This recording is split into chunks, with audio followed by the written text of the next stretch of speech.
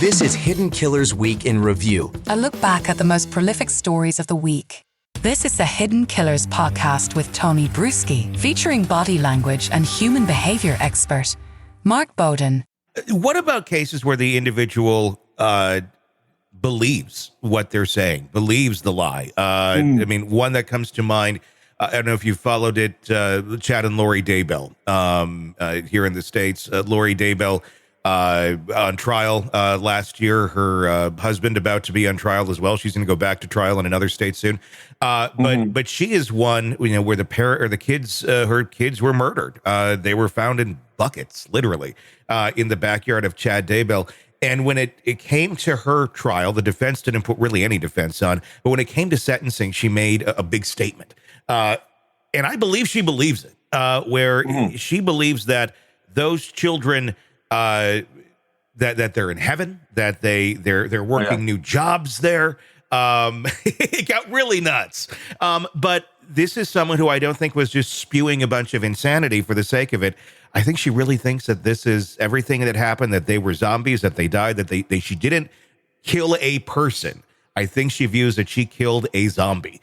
So when you have that element of, okay, this is no longer a person, this is something else. You're being tried for the murder of a human being, but you don't believe you killed a human being. That's got to be a little tricky or a little more interesting if the individual is so psychopathic that they're able to believe their own insanity, their own, lies and delusions and deceptions that they've told themselves for whatever reason it may be. In this case, motivated particularly a lot by religion. Yeah, look, again, here's the thing. Some person's religion is my idea of insanity.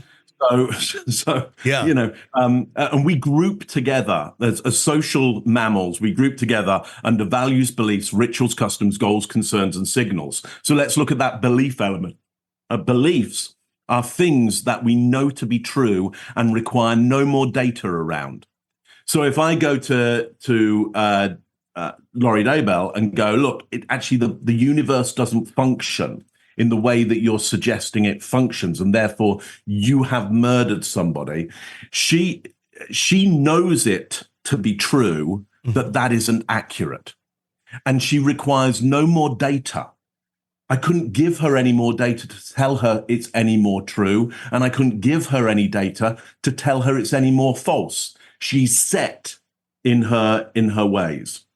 So look, she has a belief structure that the society under which she's being tried by don't have that belief structure. She could probably find somewhere where they go, no, sounds very, very fair. We absolutely think the same thing. Many of these groups who have these, for most other societies, extreme beliefs, they'll often try and find a compound of some sort, somewhere where they're away from everybody else.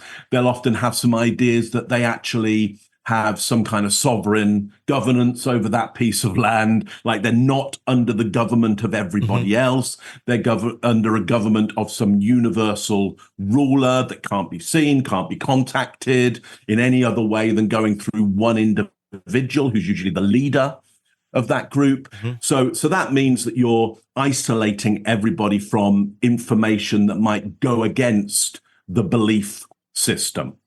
So listen, very, very hard to get through to somebody like that, because your chances of changing their beliefs are very, very low. What often has to happen is they're compartmentalized within the group, the society they've been tried in, i.e. they get put in a little box with a door on it and some chains.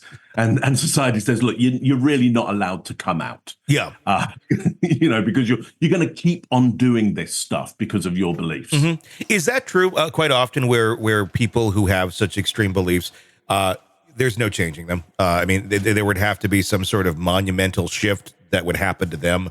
It's not anybody with, the common sense or living in reality that is going to bring any fact to them that's going to make that change. I mean, do people like that ever change?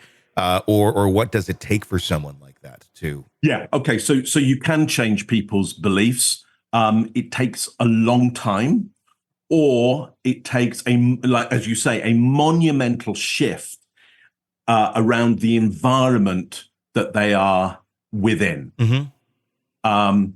So, think about some beliefs that you might have, or anybody listening might have. And again, beliefs are things you know to be true and require no more data around. If I came to you with an academic document that says the world doesn't work like that, that's not true, yeah, would you even read it? Chances are you'd go, no, Mike, I'm not even. And I'd say, but it's from Harvard. It's from Harvard. And you'd go, well, what do they know? You would see off my expertise. Okay. Now, if I can pull the ground from underneath you, if I can make the land that you're on so unstable that that the world isn't functioning in the same way, you'll probably have to start to change your beliefs in some way in order to survive.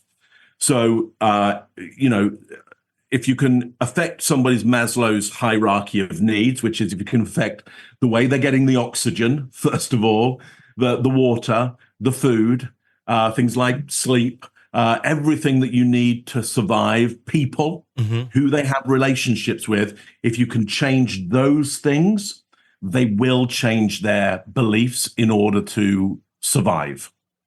So essentially, it comes down to survival.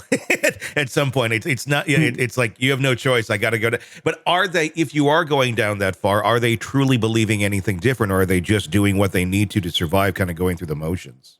Well, beliefs are there for survival. Okay. You hold the same beliefs as the social group who you're most reliant on.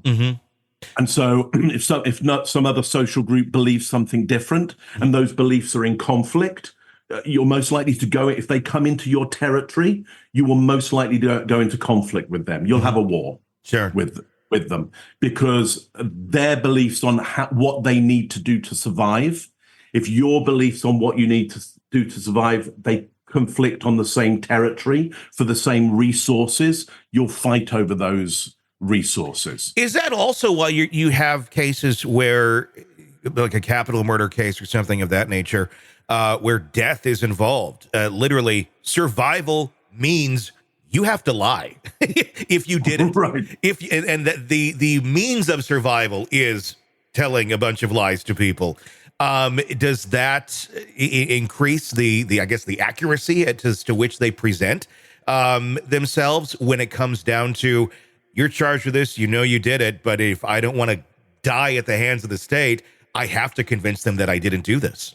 Yeah, look, we all have to be very, very good at lying. Okay. And Tony, here you are. You look very successful to me. Here you are. I'm on a podcast with you. You look very successful. So my guess is you have a strong ability to lie, because otherwise, how would you get on with everybody around you if you weren't able to deliver the right level of inaccuracy in certain situations in order for you to function and for society to